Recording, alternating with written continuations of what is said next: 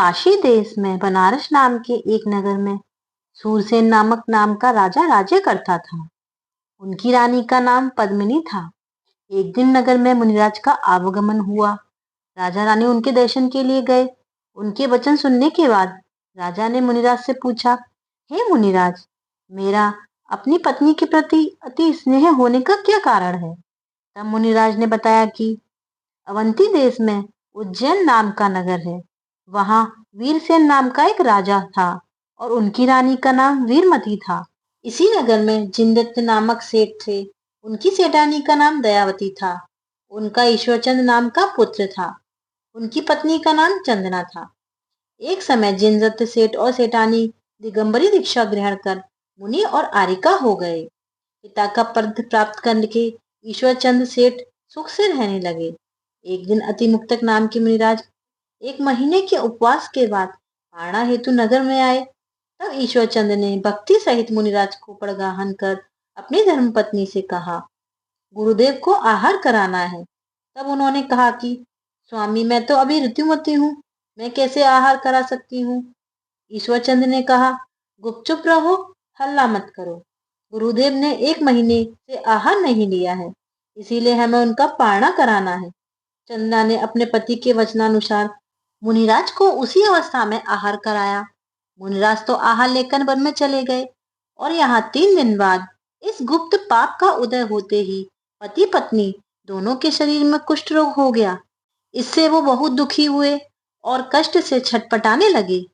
एक दिन श्री भद्र नाम के मुनिराज उसी नगर में पधारे। ईश्वरचंद अपनी पत्नी के साथ उनके दर्शन करने गए। दर्शन करने के बाद उन्होंने मुनिराज से पूछा, हे मुनिराज, हमारे कौन से पाप का उदय आया है जिससे कि हमारे शरीर में यह रोग हुआ है? तब मुनिराज ने बताया कि तुमने पात्रदान के लोभ से गुप्त तरह से ऋतुमती होने पर भी मुनिराज को आहार दान व मन वचन काया शुद्ध कहकर अति मुक्तक स्वामी को आहार दिया था। अर्थात तुमने अपवित्रता को भी पवित्रता कहकर चरित्र का अपवाद किया है। इसी पाप के कारण तुम्हारे यह असाता वेदनीय कर्म उदय में आए हैं। यह सुनकर सेठ सेठानी ने अपने अज्ञानकृत पर बहुत पश्चाताप किया और पूछा, महाराज, अब इस पाप से मुक्त होने का कोई उपाय बताइए। तब मुनिराज ने कहा, हाँ सुनो। भाद्र बदी षष्ठी को चारों प्रकार का आहार का त्याग कर उपवास धारण करो तथा जिनालय में जाकर अभिषेक पूजा करो। अष्टद्रव्य से 6 पूजा करो। 108 बार नमोकार मंत्र की जाप करो। 4 संघ को 4 प्रकार का दान दो। तीनों समय सामायिक व्रत अभिषेक पूजन करो। व्रत के दिन और रात्रि भर 8 तथा धारण के दिन 4 पहर से 16 पहर तक घर में आरंभ दिशा एवं कषायों का त्याग करो। इस प्रकार 6 वर्ष तक यह व्रत करो। उसके बाद उद्यापन करो। जहाँ जिन मंदिर ना हो वहां जिनालय बनवाओ। 6 प्रतिमा जी विराजमान करवाओ। 6 जिन मंदिरों का जीर्णोद्धार करवाओ। शास्त्रों का वितरण करो। सब प्रकार से 6 उपकरण मंदिर में चढ़ाओ। 6 छात्रों को भोजन कराओ। इस प्रकार मुनिराज की साक्षी पूर्वक ईश्वरचंद सेठ और चंदना ने व्रत ग्रहण किया और विधि पूर्वक उसका पालन किया। कुछ दिन बाद अशुभ कर्म की निर्जा होने पर उनका शरीर पूर्णतः ठीक हो गया। आयु के अंत में संन्यास लेकर वे स्वर्ग में रत्नचूली और रत्नमाला नाम के देव देवी हुए।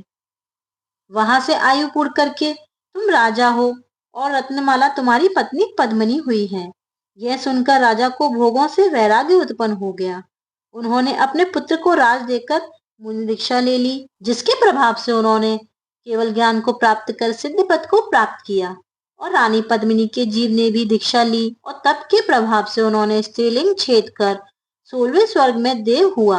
अब वह जीव मनुष्य भाव लेकर मोक्ष पद प्राप्त करेगा। इस प्रकार ईश्वर चंद्र सेठ और चंदना ने इस चंदन षष्ठी व्रत के प्रभाव से बहुत सुख भोगे और मोक्ष को प्राप्त किया। जो नर नारी यह व्रत पालेंगे वो भी मोक्ष पद को प्राप्त करेंगे। जय जिनेन्द्र।